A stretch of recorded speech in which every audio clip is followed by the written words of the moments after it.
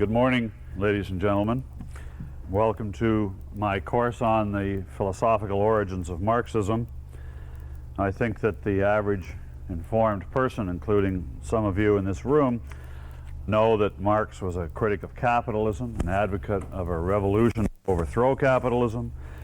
He wrote the Communist Manifesto with the famous lines, "Workers of the world, unite. You have nothing to lose but your chains." He was the founder of the so-called scientific advocacy of socialism, and he wrote a huge, flawed work entitled Das Kapital, along with thinkers like Newton, Locke, Smith, Darwin, Nietzsche, Freud, Keynes, etc., that he is one of the major minds for the story of the 20th century. Now, what is not so widely known about Marx is that prior to his writing of the Communist Manifesto in 1848, when he was 30 years old, that he had by that time been writing poetry and then philosophy, studying this material very deeply, and that well before he was 30 years old, he had developed a comprehensive philosophical outlook on life and history, which energized him throughout the rest of his life. It's also the case that these ideas are the clue to the continuing power that Marxism has to this day. They are the essence of his outlook, and it is the case that, as we shall see, that all of his mature work, his so-called scientific work on history and economics, is in essence a rationalization around his earlier philosophical views. After the age of 30, he never questioned, reconsidered, or changed any of his philosophical views.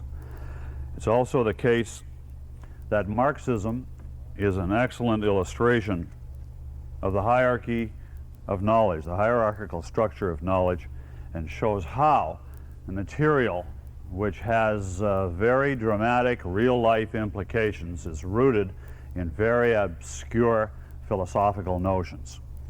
And that is why I'm interested in studying the philosophical essence of Marxism. Marxism, in fact, has not been rejected in our time.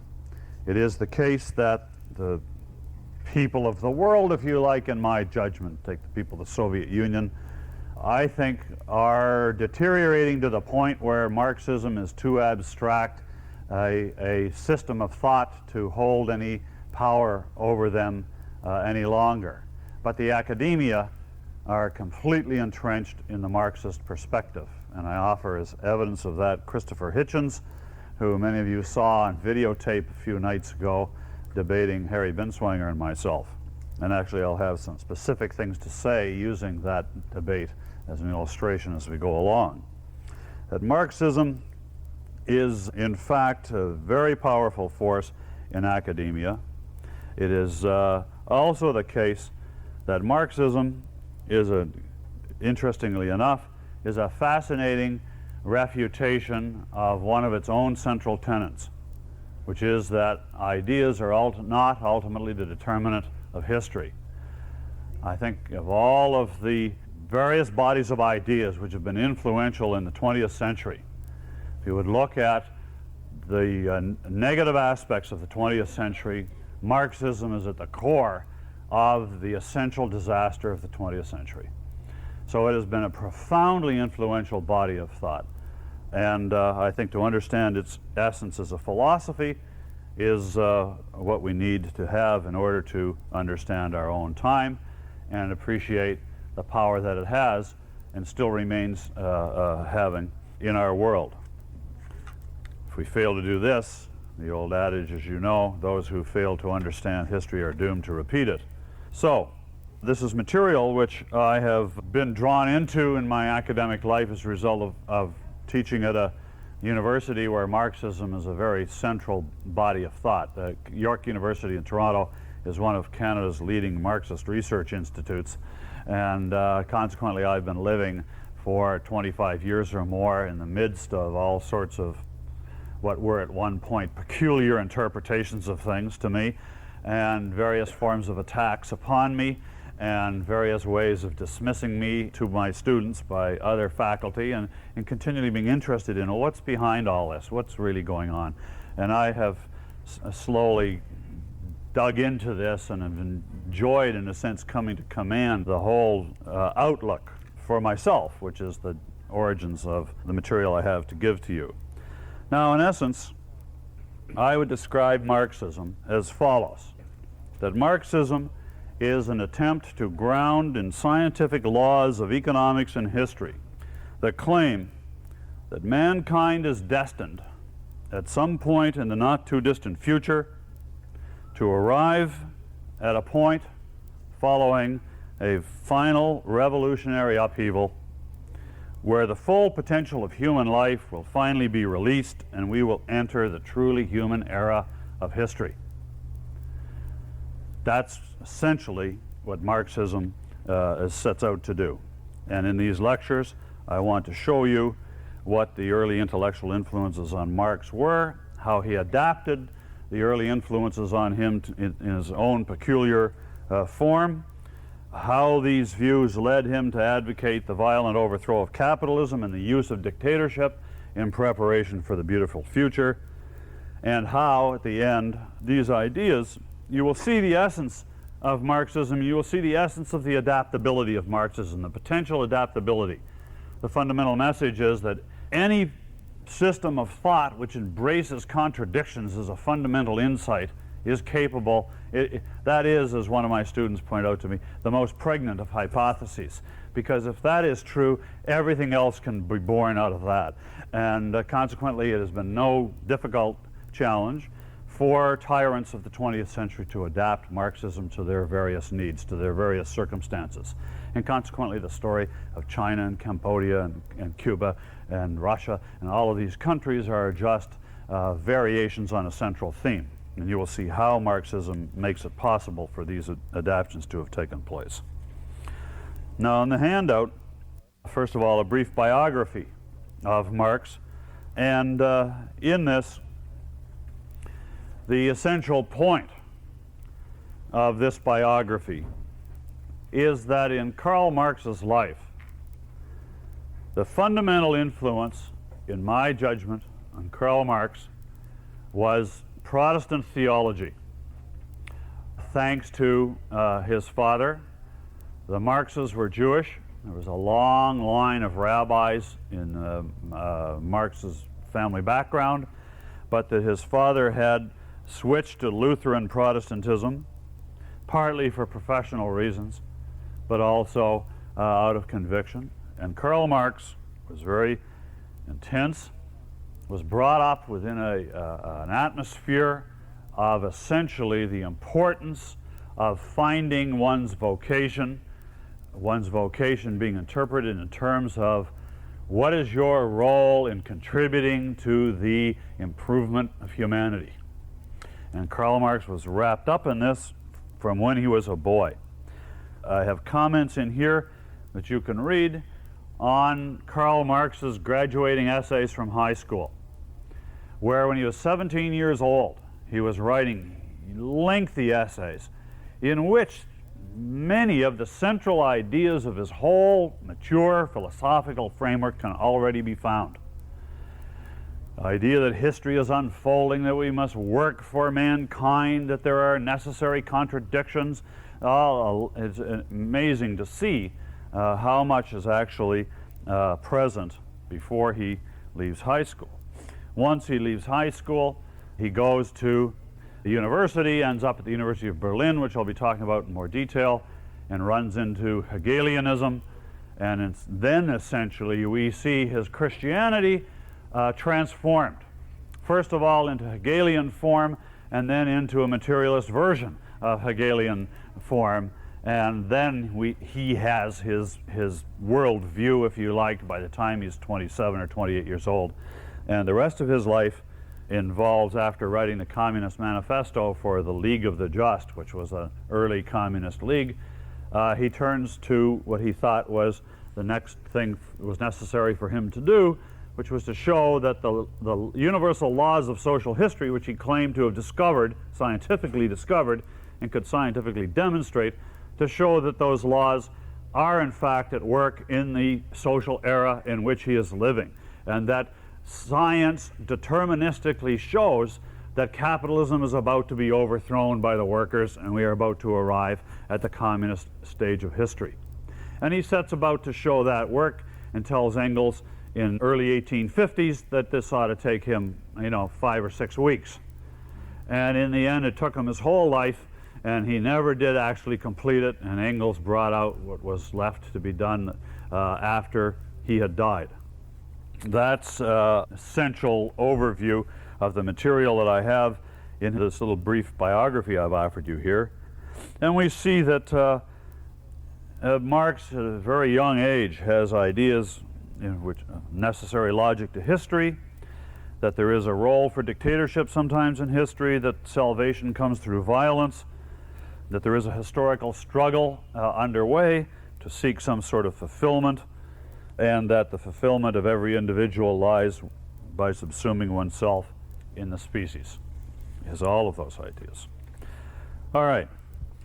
When Marx dies, in 1883, Engels read a eulogy at his graveside, a very, very small group of people there. It appeared that Marx had been total failure. He had himself dominated through his anger and his personality the whole socialist communist movement in his time and wrote out of existence all sorts of competitors. But when he died, he was being read in very few isolated places. There were some revolutionaries that had discovered him in Russia, some underground revolutionary cells, but there were very few places he was being read. And so in spite of the fact that he and Engels, who they both believed had discovered, as I say, the scientific laws of the unfolding of history, and not only that, if they'd had telephones, they'd been phoning each other up about twice a year saying it started. The revolution's underway. They really believed that not only had they discovered the laws of history, but they had discovered that we are, if you like, ready. It's about to happen. And somewhere we're going to see the sparks of revolution start, and it's going to sweep through Europe like a fire, and it's already underway. Well, at the end, of course, it hadn't happened, and it looked like he was a failure, and he was buried in an obscure place in Highgate Cemetery in London. Well, we know the 20th century proves that impression to be wrong, and that Marxism, I think, comes to be the fundamental outlook as a result of which enormous disaster takes place in the 20th century. So what is the power of this? What was behind this? All right, now what I want to do for this lecture, for the rest of this lecture, is cover the main influences on Marx. There are 9 main influences on Marxist thought, and I want to give you some details for each of these. The first one is what I call Christian alienation cosmology and millennialism. Now that's a mouthful, but I'll explain to you what that means. Christian alienation cosmology and millennialism. This is my choice for the single most significant influence in Marx's life, aside from the fact that Marx is famous for being an atheist, which we will get to. That has not very much to do with understanding what Marx's essential purpose was, what his essential vision was. That, in my view, his life's work is a portrayal of the Christian redemption saga in a secular and pseudo-scientific guise. The return through struggle of mankind to the Garden of Eden. Now, cosmology is an area of thought which is concerned with theories of the universe.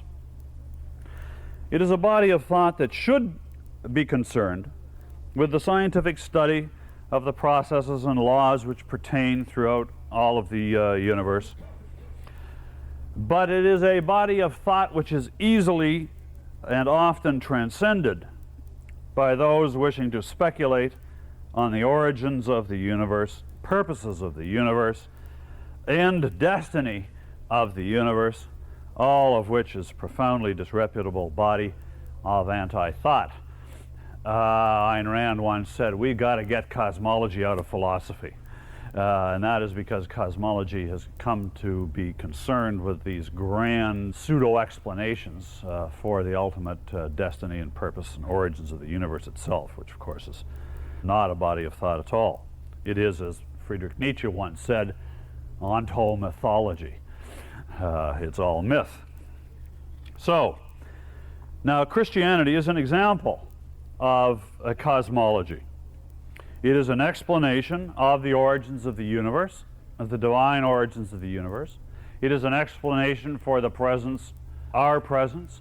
It is an explanation for what we find ourselves in the midst of, which includes struggle and suffering and puzzles.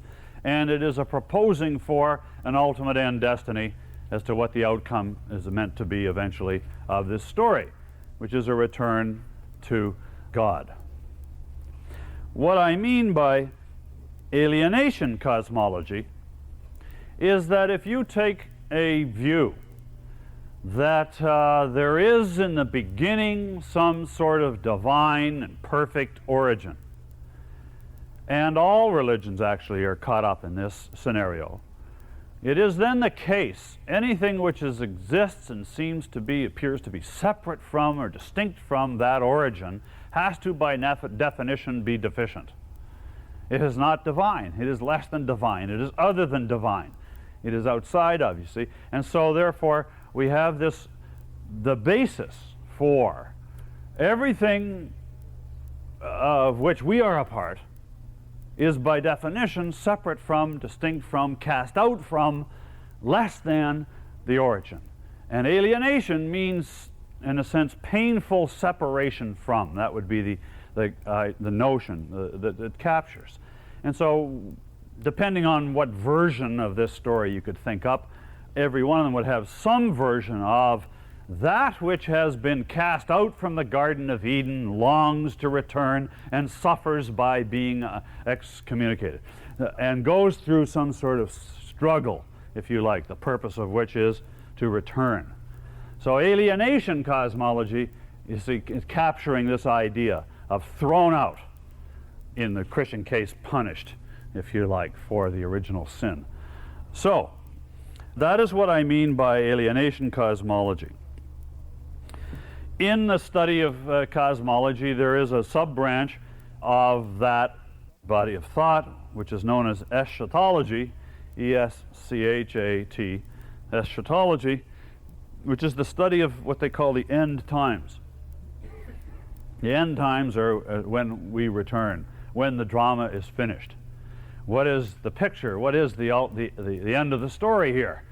And so Marxism is a part of this. Marxism has an end time. It's communism, at least an end time to the extent that Marx thought that we could say anything about human history, but also an end time in that all of the fundamental problems of human life in terms of us being suffering beings would be ended. So Christianity has that. This is connected also within the medieval ages, fascination with Pythagoreanism, which was fascinated with the power of numbers. And consequently it came to be believed that for reasons with regards to the power of numbers, that the end times would come at the end of a 1,000-year period, because they're a nice round number. Or the 2,000-year period is the next one coming. And this is known as millennialism, the end of the millennium. The story of the apocalypse is connected with all of this, that just prior to this, there are going to be rising up out of the darkness. The four horsemen will ride again, and there will be massive war, and all of this will, in a sense, take place, and out of the ashes of all this will come the beautiful future. So, this is what I mean by Christian alienation cosmology and millennialism. Marxism is to me, is an intriguing, secular, and pseudo-scientific version of this. So he's able to cash in on a body of thought which is fundamental to Western civilization, but in a form which is much more compatible with the era in which he wrote, in which science was on the march, and people's respect for science and the discoveries of science was very high. But nevertheless, he could cash in on all of the feelings that Christianity is supposedly offering a solution for. Now, the second influence, therefore, on Marxism I refer to as deterministic teleology. And this is not incompatible with Christian cosmology. Deterministic teleology. Teleology is the notion that everything has a purpose, that there are forces within pushing things to their end purposes. There's a design, if you like. The ancient Greeks had this notion that there's a force. This notion translates, as far as man is concerned, when it's inappropriately used, to deny free will. That we are apparently beings of free will, but the truth is that there's a larger purpose at work in the universe. There's a larger purpose at work over time, in history. And that therefore, while we appear, as Hitchens put it, to make our own history, Hitchens didn't tell you the whole story of what Marx had to say, which I will, and you will see that Marx's view is that while we, if you like, maneuver within certain limits, history itself carries us in a deterministic direction, and that direction ends with the achievement of communist society. So there is an idea in Marx of ultimate end purposes being sought, and that we are caught up deterministically in this process, and there's only a limited range within which human beings can influence this ongoing saga. This is the origins of the notion that those of us who understand the ongoing saga and the direction in which it's proceeding and contribute and help, because we do have some power to influence how things unfold, they are the progressives. They contribute to the drama, if you like, whereas those who don't enact against it are the reactionaries. And then the question, of course, comes up as to, given the ultimate goal at stake and the beauty of arriving at a fully human life for the first time, the fate of the reactionaries, the necessary eggs that have to be broken in order to make the omelet, the fate of the reactionaries is the gulag, if you like, of some form, Cambodian or Cuban or Russian or Chinese or whatever. So, in addition to this, then therefore, this is connected up with the idea of unfolding, the idea, this teleology, the idea that there is some progress, some development, an unfolding process is taking place. We're living in the midst of perhaps we don't see it because we only see the surface, many of us. We don't see the deeper underlying forces. But the truth is that we are living in the midst of a historically unfolding process. And so this fits in with Marx's time, whereas, for example, Charles Darwin, just to use one example, had discovered that it appears that in nature there are these laws of evolution that are at work. So while this may be the way in which we can explain change, certain animately or in lower orders of the animate world, the inappropriateness of applying this perspective to the human world is obvious to us, but it wasn't obvious at that time, and consequently Marxism had some veneer of plausibility to people when he said, in fact, Marx wished to dedicate Das Kapital to Darwin, because Marx actually put himself forward as the discoverer in the world of social history of the same laws that are at work, the same kinds of laws, deterministic laws at work that Darwin had discovered in the animal and vegetable kingdom. And Charles Darwin, to his credit, turned down the honor of having Das Kapital dedicated to him, so that wasn't done. So, finally, there is in Marxism, in all of this, a scenario which we see throughout intellectual history of, if you want to look at what is happening over time, what does history basically look like? We see so many thinkers that say, well, basically history looks like this. There was a golden age. Back, you know, when the bananas and the dates fell off the trees and we sat by the stream and we, you know, communed with our fellows as they came by on their rafts or whatever. And we all basically loved each other, and, you know, it was warm weather, so you didn't need many clothes. You just slept when you felt like it. And the dreamy sort of beautiful era, golden past. But something happened to wrench us out of that experience. Now, most of these people hold that to stay in that experience would be a disaster, that there is more for us than to live under the trees and have the fruit fall down. Now we have environmentalists who think that is the model, but to the credit of most people who took this view up until our own time, the idea was, no, there's more to this to life than just this, as Rousseau said, who took this view. Remember, Rousseau said, I cannot live on acorns. So while he had this view of the noble savage living peacefully by the stream, he wanted to have the life of a noble savage in the midst of civilization and what it could provide. So we have, for various reasons, and Marx has his own version of this, if you like, the fall from primitive grace into the troubled and tortuous present, in which time we make progress in the direction of some ultimate goal. But we make progress at a price. Here we have a contradiction, which turns out to be very important in the whole Marxist perspective. Anytime things seem to be contradictory, in their view, we're on to an important truth. So we have here both enormous progress and enormous loss. In a sense, gains and losses are taking place simultaneously. The gains are in terms of the development of technology and all of the forces of production that make possible a civilized life, and the losses we shall see are in terms of inhumanity, of alienation, of exploitation, of suffering. And so this is a portrayal of history where we are in the ugly but necessary present, and the necessity of it is because it provides the platform for the arrival at the real destiny, the beautiful future that we are struggling towards. And we use this as the platform, so this is not dispensable. And most thinkers that take this view of history, of course, locate themselves right about here, and it's their works that turn out to be the critical, factor and necessary in order for us to make the transition, which is sometimes a very tortuous transition, to that last stage. So this is a very common historical perspective that Marxism fits right in with. Now, Rousseau, the essential impact of Rousseau on Marx was twofold. One, that Rousseau put forward the notion that we are all going to achieve the world in which we will be able to live in a way which is proper to us collectively. Rousseau's idea of the general will. We have to discover and in a sense, immerse ourselves in the general will.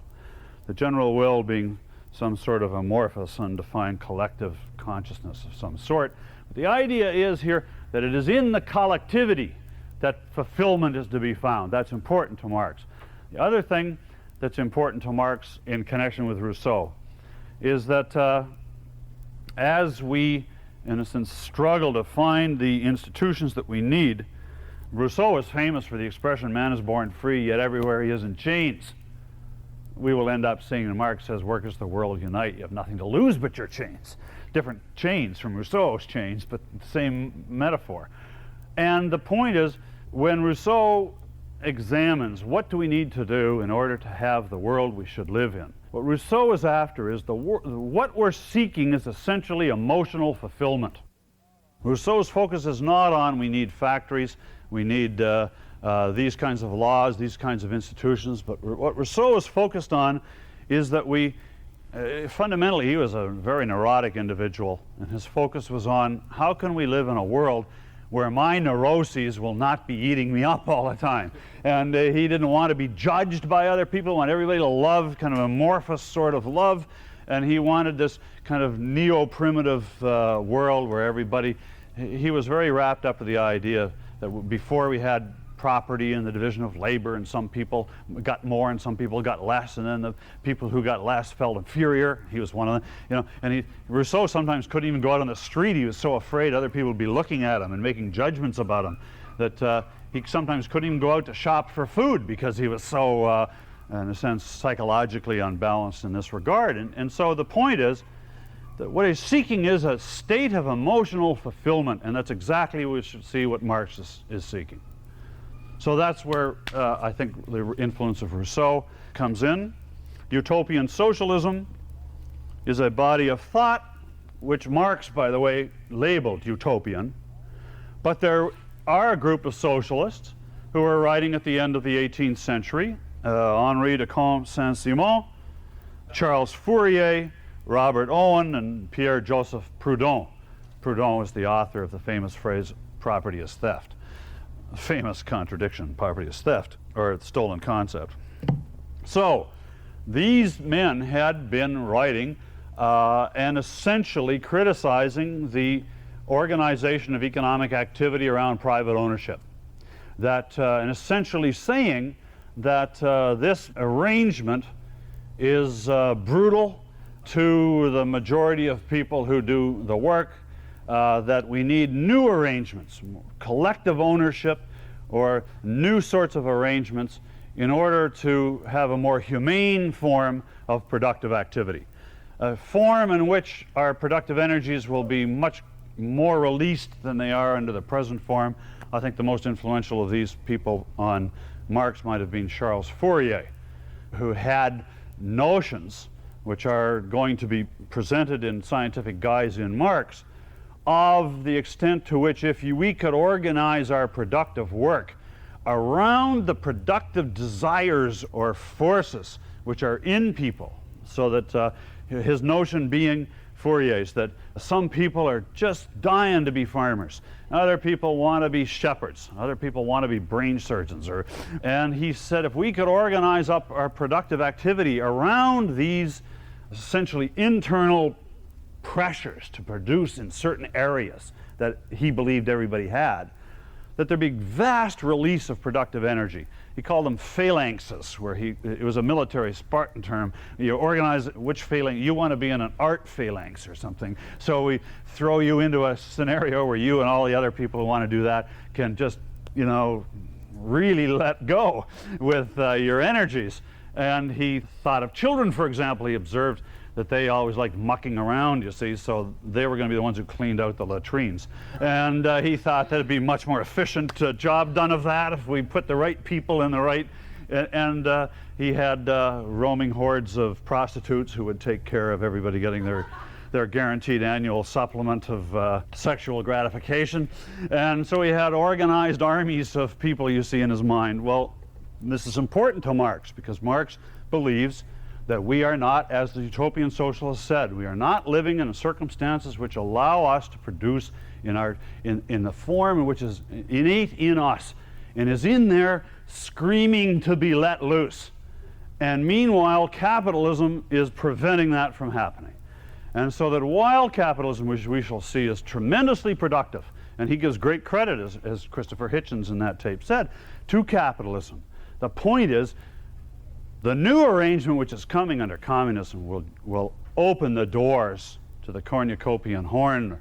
The goods will really roll out once we get to communism. This is why socialism was put forward as a theory by which we would really become rich.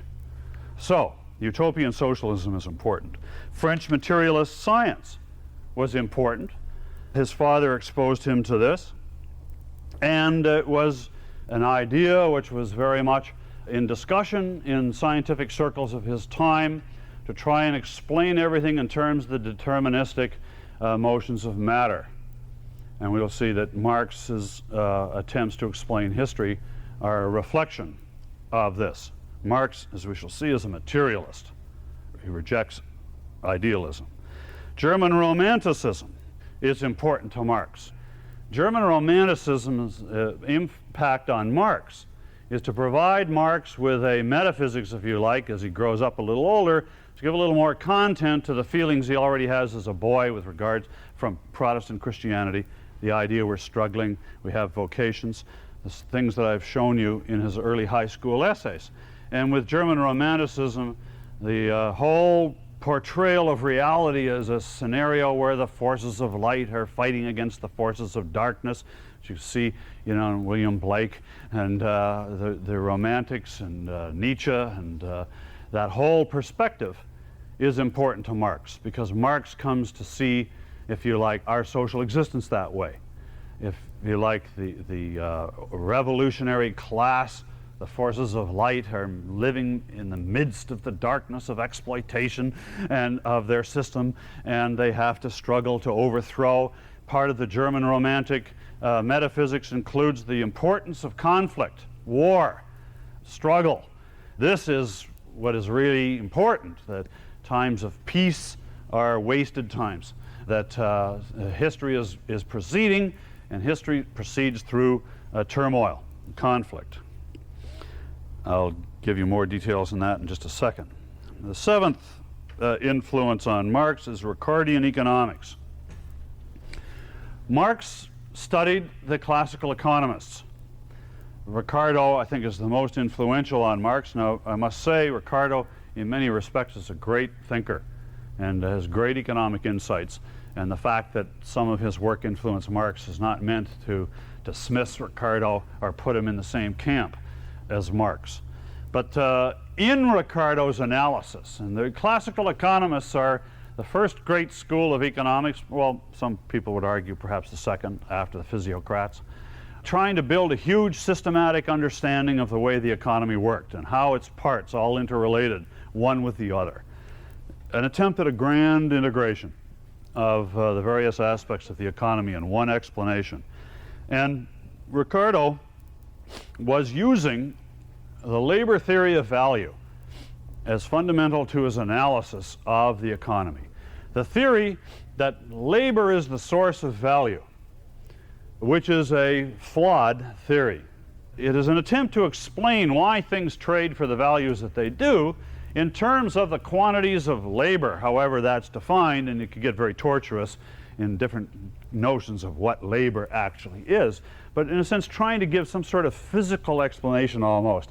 It's like we pump in the labor and the value goes up and then it's sold, and there's all sorts of problems that one can think of to that theory and which they have to deal with, and they try to come up with more complicated explanations to get around those criticisms, but it's a very flawed theory, but it really had an impact on Marx. And in addition to that, Ricardo came to the conclusion, as a result of his analysis of society and the economy, that we are ultimately doomed to end up in some end state, and in essence the economy will be characterized by class conflict.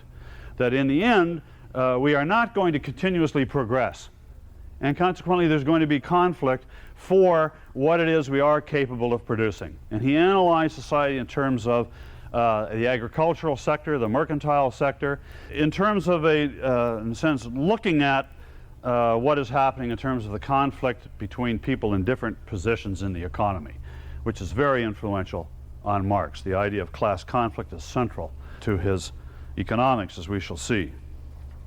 Now, we finally, therefore, get to number 8, Hegel, who next to Christianity is the great dominant influence on Marxist thought. And so I want to, for the rest of today, just summarize how this works for those of you who are somewhat unfamiliar with Hegel. Hegel had taught at the University of Berlin and died in 1831.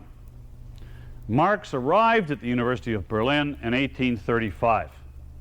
When Marx arrived there, he had gone to the University of Bonn the year before, and he got involved in a lot of drinking and carousing, and I think perhaps he'd been in a duel. And his father got fed up with that, and he was wasting the money, and sent him to a serious university the next year, the University of Berlin. And that is where Marx encountered the debate which was going on there about Hegel by a group which were known as the Young Hegelians, because he had dominated the university life up until his death. And the debate was on as to what was the meaning of his thought and what was left to be done as a result of his death. And in essence, when he got there, the debate was over whether or not Hegel had the last word. You'll see why in a moment. And therefore, there wasn't much else left to do except wait for history to come to an end, or whether or not there was, in a sense, necessary an overcoming of Hegel himself and a learning from Hegel of something which is critically true in Hegel to guide us, but nevertheless presented in a mysterious and false framework. And there were a group of young scholars there who were trying to transcend Hegel, who were saying, we can learn from Hegel, but Hegel is misleading us too, just as others had been charged by Hegel as having misled us they in a sense turned that perspective on Hegel himself and tried to say, how can we learn from Hegel but advance beyond Hegel? And this is the crux of what happened with Marx. He arrives with all of these ideas which are central to him from his youth, and he finds in the struggle to overcome Hegel, and in the particular form in which he does overcome Hegel, in a sense, the worldview that answers all of his questions and provides him with the conviction that he has discovered the laws of social reality and history, and he can then turn to his analysis of his own time, capitalism, and that's when he turns to writing Das Kapital. Now, what in essence is it about Hegel that is so important? Now, this is going to sound pretty bizarre for those of you who have never encountered Hegel's thought. Most of you probably have if you've been to other conferences and heard other lectures, but essentially it boils down to this. Hegel was born in Protestant southern Germany and was essentially a religious scholar. He was a Lutheran Christian all of his life, but he nevertheless was also in some ways a critic of Christianity. Was Hegel influenced by Eastern mysticism? You're going to see what Hegel's done here. He has taken Christianity and he has made an adaptation to Christianity, which leads one to ask whether or not he had read Eastern mysticism and had provided him with the framework for this. He poses, essentially in his work, The Phenomenology of Mind, written in 1807, that God is essentially a mind which is not so fundamentally contradictory to Christianity, that God is everything, or what Hegel called infinitude, but the big qualification, God is ignorant of his own identity. So it's a mystery. There's a cosmic mystery which is very compatible with Eastern mysticism. And that therefore, Hegel poses that this God that he also called Spirit with a capital S, or the Absolute with a capital A, or other words he used, is driven by the need to discover its own identity. Living in the absence of the knowledge of its own infinitude is kind of torture on a cosmic scale. And that this everything is to be ultimately explained by the ingenious effort that this Absolute engages in order to discover that in fact there isn't anything else except it. And what it does is it creates the apparently objective world. It does this as to create a foil for itself. Say, oh my goodness me, there's a wall there. That wall is not me. What about that? Given the fact that we're dealing with a being that is everything and is striving to discover that fact, that therefore is, if you like, fundamentally trying to overcome or smash objectivity, is the way Hegel put it, to smash this illusion of otherness. Because God is living in a state of separation from, you see, everything is ultimately just thoughts. This is a cosmic idealism. This is idealism on the biggest scale. And consequently, what is being sought throughout history is the awareness or discovery of the infinitude of God by God. That's what it's about. And consequently, until God finds this out, God is living in ignorance of its own nature and suffers, you see, by virtue of the need to struggle and not understand. And so it casts out a material world for the purpose, essentially, of discovering that that material world actually doesn't exist. That it's actually just an appearance, a surface appearance. It's a created foil. And that when the Absolute reaches this final discovery, which is a very long, torturous, struggling process, then the purpose of the material universe has served its purpose. It's come to an end, and that's it. That's what everything is for. Now, what we have here is the scenario that we have the Absolute, if you like. Here's the Absolute. And the Absolute is everything. And the Absolute, in the search for this knowledge, primacy of consciousness, cosmic scale, Hegel referred to the absolute as the cosmically insatiable ego. I mean, I am everything there is. We'll see. Marx's version of humanity and what it's seeking is somewhat similar to this. So it creates, and I mean, this appears to be out here, but it turns out it isn't. This is the objective world. This is, if A is this absolute mind, then this is non-A, you see, or apparently non-A. And then there is this combat with this. So we have a thesis and we have a created antithesis which grows in, and the struggle takes place to overcome this and realize that God is everything. We have a dialectical process, and Hegel referred to it as the growing tension between A and non-A, the ultimate purpose of which is to overcome it in a cataclysmic event, in this case an awareness, at which point the tension between these two things is released, the whole purpose for the tension has been served, and the great synthesis takes place cosmically, and that's the end of the material universe. So that's the dialectics, which is so important. This is dialectical idealism. Idealism meaning the theory that mind is everything. And so this is a process of the creation of contradictions and the building of tensions and the ultimate resolution of that tension in the new awareness. Well, we'll see that Marx will just say that the building up of tension takes place, following Ricardo, in class conflicts and economic scale, and the overthrow of the tension is actually a social revolution. It's a secular version of this. So Hegel's view then is, the truth is that at the surface it appears to you there are things which are separate from you. It also appears to you that there are several things. Like in this room, you think there are several people. But the truth is there's only one person here. And we're all just fragments of that one. You see, the truth is in the whole, not in the way Leonard Peikoff means now. So consequently, I mean, to translate this into we have to find our meaning in our species. This is anti-individualism, which Marx will use. We have to find ourselves in humanity's needs, which goes right back to his high school essays. So Hegel says the object of knowledge is to divest the objective world of its strangeness.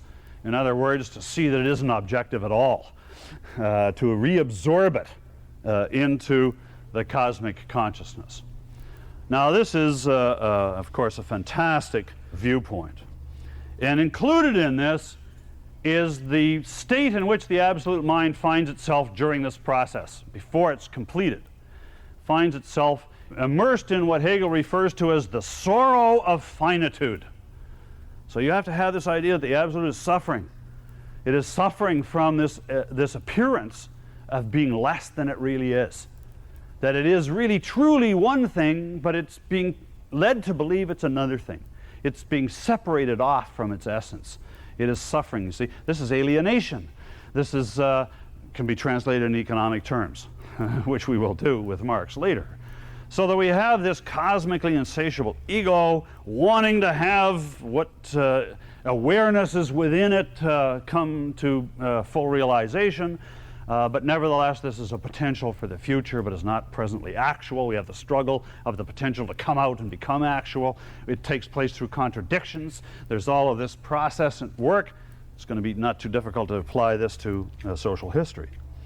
So, this is the dialectical idealism, then, if you like, of Hegel, which is crucial to Hegel and crucial to Hegelianism. This is the method, if you like, that Marx and Engels referred to as one of the central things they learned from Hegel.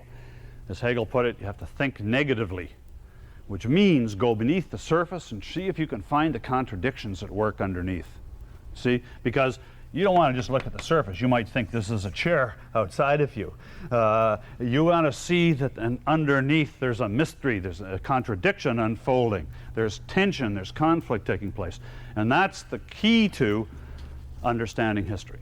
Now for Hegel, of course, you see what follows here is the absolute mind has been engaging in this long process with this ultimate objective. The ultimate objective is to come to this awareness of the fact that it is everything, it is infinitude. At some point in this whole process, conscious beings arise.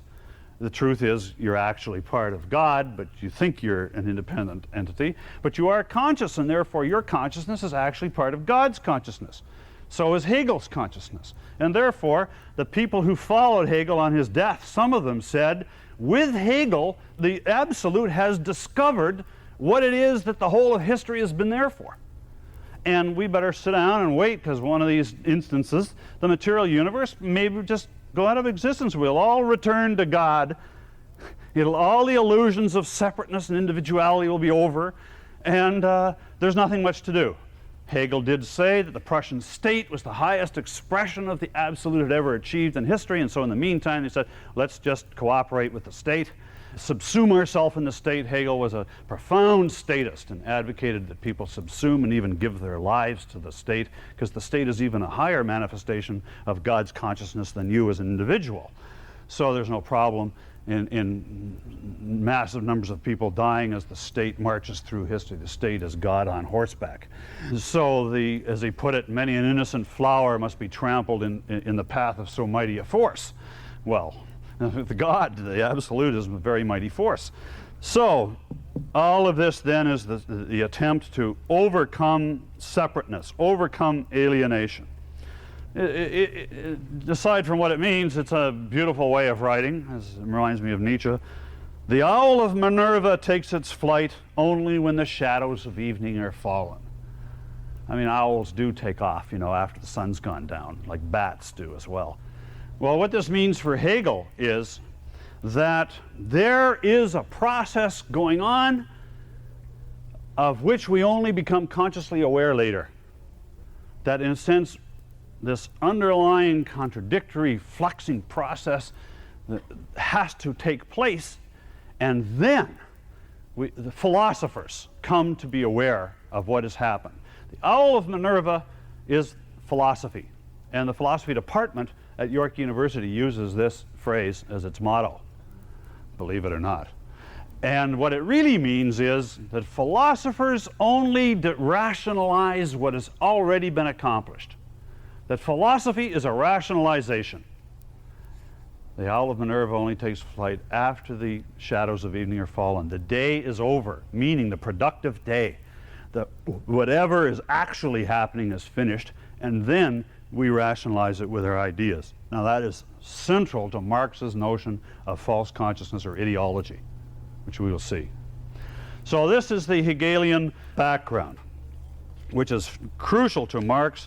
There are listed in your handout what I call a summary of Hegel, and I say here are 7 Hegelian ideas which Marx accepts, and here are 4 Hegelian ideas which Marx rejects. And in essence, what Marx does is just transform dialectical idealism into dialectical materialism and say the truth is not out there in some cosmic fantasy. The truth is right here in River City, right here on this earth. It's a secular truth. And it doesn't take place in terms of conflicts of ideas. It takes place in terms of conflicts of economic classes. Now, the key person in the transition for Marx from Hegel, whom Marx explicitly took on when he was a student, he said, I sat down to take on Hegel, in essence. And there was a thinker who really was influential to him, whose name was Ludwig Feuerbach. And it is Feuerbach's criticism of Hegel that is key to understanding how Marx gets from Hegel through Feuerbach to his own view, which is the material we'll start off with next time.